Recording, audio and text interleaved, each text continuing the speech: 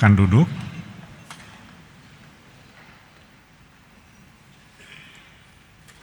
Ketika mendengarkan kisah yang disampaikan dalam kitab Makabe, saya menjadi ingat sebuah pengalaman. Kalau pastor lama di pedalaman, itu ceritanya pasti banyak. Saya punya banyak stok cerita, jadi pasti saya akan banyak mendongeng. Kalau Anda ngantuk, ya nggak apa-apa. Mengapa saya mau menyampaikan cerita ini? Karena kita betapapun sederhananya kehidupan sampai di pedalaman, penghormatan kepada orang-orang yang sudah meninggal, itu saya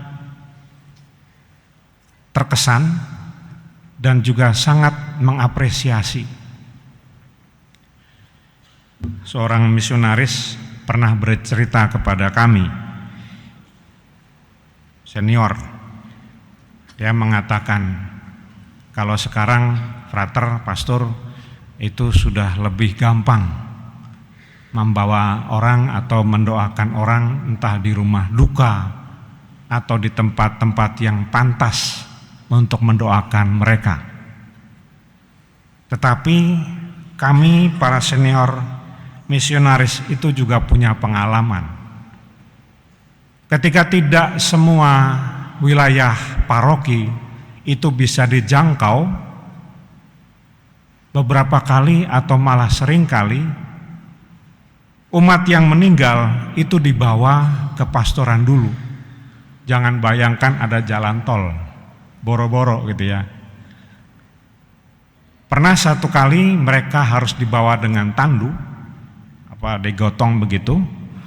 Kemudian pastor tahu seberapa jauh tempat dari mereka membawa jenazah sampai ke pastoran. Kita ingat, tidak semua wilayah itu terjangkau dan pastor pada zaman itu sangat sedikit. Lalu apa yang disampaikan? Jadi jenazah yang dibawa ini dibawa ke pastoran dalam keadaan ditandu dengan pokoknya sederhana sekali, dengan apa yang ada di tempat itu dilakukan. Lalu setelah pastor mendoakan, memberi berkat, mereka yang membawa itu membawa kembali pulang ke stasi untuk dimakamkan. Sebegitu hormatnya mereka pada jenazah orang yang sudah meninggal. Dan tentu kita tidak bisa membayangkan lagi, karena memang itu hampir saya kira di daerah-daerah pedalaman di Indonesia mungkin masih ada, tetapi sudah sangat kurang. Saudara-saudara terkasih, itu sesuatu yang tidak perlu diajarkan rupanya dalam budaya-budaya kita di daerah-daerah dan juga tentu di kota seperti kita. Penghormatan kepada arwah itu sangat hormat dan sesuai dengan apa yang perasaan hormat kita kepada orang-orang tersebut. Kita membawakan mereka dalam doa-doa kita pada perayaan ini. Lalu bagaimana untuk kita? Tentu hal-hal semacam ini mungkin menjadi kegentaran, ketakutan, tidak apa, karena kita sama begitu ya. Tidak ada saya kira orang-orang yang begitu punya keberanian untuk menghadapi kematiannya, kecuali Yesus pasti. Nah, perlu ada pemberitahuan awal sekaligus penghiburannya. Nah, tadi dalam bacaan Injil ayat 40 dari Yohanes 6 itu sekaligus pemberitahuan, tapi juga sekaligus penghiburan. Karena kita semua akan dibangkitkan Yesus sendiri. Intinya adalah hal itu. Dan bagi kita sekalian yang menjalani, kalau dikatakan sebagai sebuah pemahaman, hidup itu seperti sebuah buku. Buku semacam ini ada covernya, ada halaman depannya, itu adalah tanggal lahir kita.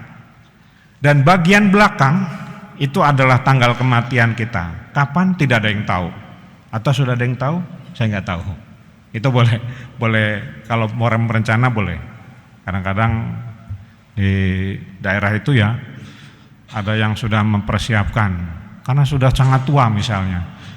Pastor, kapan saya dipanggil Tuhan begitu ya, kalau kami berkunjung untuk mendoakan atau memberikan komuni. Itu hal-hal yang semacam itu muncul. Paulo Coelho, seorang penulis, dalam bukunya The Alchemist, mungkin Anda masih sempat membaca hal-hal semacam ini.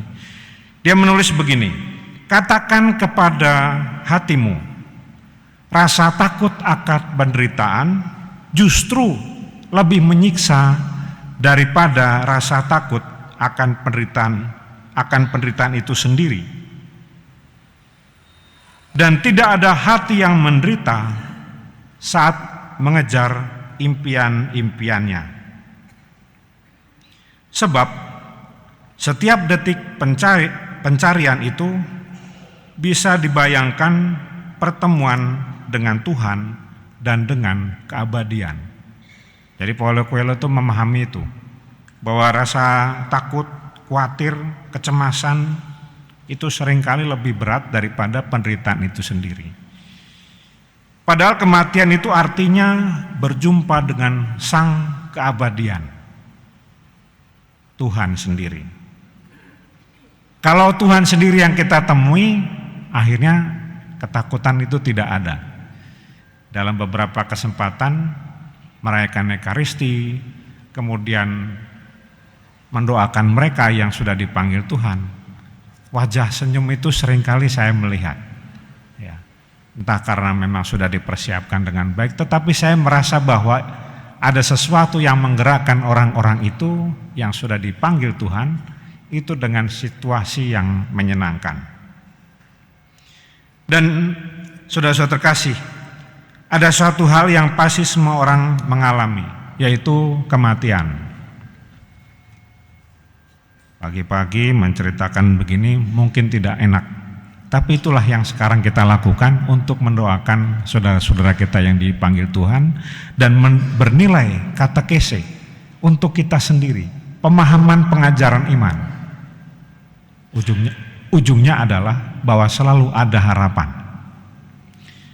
Tadi saya sebelum merayakan Ekaristi ini saya ingat di depan itu, atau kita mungkin pernah lihat lambang yubileum. Lambang yubileum ini menarik. Menurut saya salib ya, lalu dengan gambar orang-orang yang berziarah itu, saya memandang salibnya ini. Salibnya itu tidak dibuat lurus, tetapi bengkok. Salibnya itu bengkok. Bengkoknya apa? Membungkuk ke arah umat, membungkuk ke arah kita. Saya berpikir kok tidak dibuat lurus saja ya? Tetapi rupanya itu ada maksudnya. Maksudnya adalah bahwa salib Yesus sendiri itu membungkuk kepada kita, memberi pengharapan. Penghayatan ini penting. Membungkuk kepada umat menyatakan bahwa umat manusia tidak sendirian. Tidak sendirian. Karena Yesus pun mengalami kematian sama seperti kita. Nggak usah takut. Kalau dia yang di atas sana pun mengalami hal yang sama seperti kita, apalagi yang harus kita takutkan. Setiap orang yang lahir di dunia ada saatnya. Saatnya lahir tentu, tetapi juga saatnya berakhir. Dengan cara yang pasti, yang tidak mudah kita pahami. Ada yang cepat, ada yang sampai seperti saya katakan tadi, Pastor, kapan waktunya saya? Saya selalu menjawab, saya juga tidak tahu, Ibu, saya juga tidak tahu, Bapak. Bukan saya yang menentukan itu. Hidup hanyalah diubah dan bukan dilenyapkan. Biasanya ini doa syukur agung pada ibadat atau misa arwah. Kata-kata ini muncul. Dan itu yang terjadi dengan Santo Agustinus dan Santa Teresia dari Lisieux, bahwa merindukan kematian. Mereka merindukan kematian karena kematian dari dunia ini artinya perjumpaan dengan Tuhan. Jadi kalau ditanya Santo Agustinus dan Santa Teresia dari Lisieux, dia mengatakan ini. Sedangkan orang yang menolak keberadaan Tuhan, melihat hidup dan kematian hanya proses alami, tidak ada ujungnya. Lalu bagaimana? Itu akan terus berputar. Ya nggak apa-apa kalau memang mau memahami yang demikian. Manusia itu makhluk energi, jadi mati akan kehabisan energi daya hidup, maka kematian selesai semua masalah di dunia ini. Tetapi kemana? Kalau kita yang beriman, kita tahu tujuan kita. Iman akan kehidupan sesudah kematian sudah ada sejak perjanjian lama, yang tadi sudah disampaikan oleh Yudas Makabe. Dia rupanya seorang panglima, menyuruh rekan-rekannya mengumpulkan derma, mengumpulkan uang untuk korban penghapus dosa, sekaligus persembahan untuk Allah dan juga membantu secara sosial tentunya. Perbuatan yang sangat baik dan tepat karena Yudas memikirkan kebangkitan. Sebab jika tidak menaruh harapan pada orang-orang gugur itu akan kebangkitan, niscaya percuma, tidak ada guna dan hampa mendoakan orang-orang yang mati. Suatu iman yang hendak mengatakan bahwa kita sesudah mati pun dosa orang dapat diampuni berkat doa-doa korban. Ya, kalau di kita ada kebudayaan yang terus berkembang dan kemudian sampai di daerah-daerah itu ada mendoakan 7 hari, 40 hari, 100 hari dan seterusnya. Padahal itu saya tidak tahu apakah dari kebudayaan mana. Maka doa orang mati menjadi sangat bermakna, terutama kita yang beriman kepada Yesus. Kristus yang sudah bangkit, yang kelak akan mengikut sertakan semua beriman pada kebangkitannya. Rasul Paulus dalam surat kepada orang Korintus mengatakan, Yesus Kristus itu menjadi yang sulung, yang pertama, anak pertama dalam kebangkitan.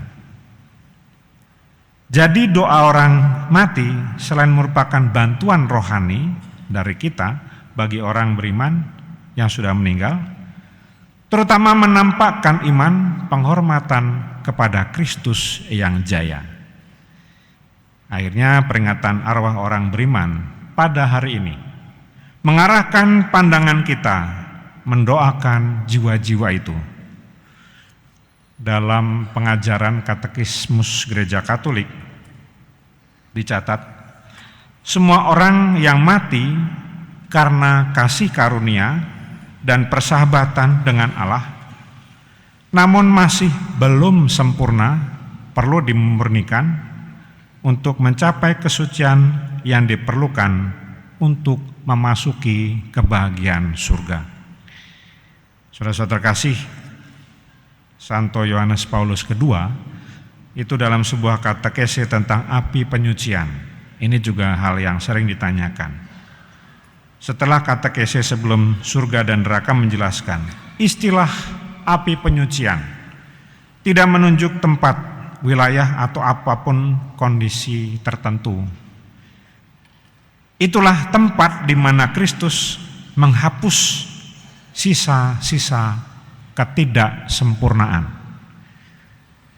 Disinilah penggambaran seni, ya, kalau bisa digambarkan secara artistik. Orang-orang yang terbakar dalam api fisik adalah ajaran sesat. Tetapi cara yang lebih akurat menggambarkan api penyucian adalah menggunakan sebagai simbol cinta Allah yang membakar habis segala ketidaksempurnaan yang menghalangi kita mencapai persatuan total dengan Kristus. Jadi ini pemahaman yang baru, bukan baru juga, tetapi yang seringkali terlupakan karena kita terpengaruh banyak hal di luar sana yang tidak sepaham dengan Tuhan. Tuhan Yesus dalam Injil Yohanes menyatakan, memberikan janji, inilah kehendak Bapa-Ku, supaya setiap orang yang melihat anak yang percaya kepadanya beroleh hidup kekal, dan supaya Aku membangkitkannya pada akhir zaman. Tadi di awal sudah saya katakan, ini pemberitaan tentang bagaimana kehidupan kita sesudah kematian. Tentu harus disampaikan sekarang ya. Kalau sudah nanti pada waktu mati kita sudah telat. Tetapi bahwa kesempatan ini selalu mengingatkan kita bahwa menghormati mereka yang sudah meninggal itu adalah penghormatan kita kepada Tuhan. Saya punya pantun, biarpun ini ceritanya serius gitu ya. Makan lele di kota Kendal, pesan sepiring makan bertiga. Mari doakan saudara-saudara kita yang sudah meninggal, mohon Yesus menyambutnya di surga. Tuhan memberkati.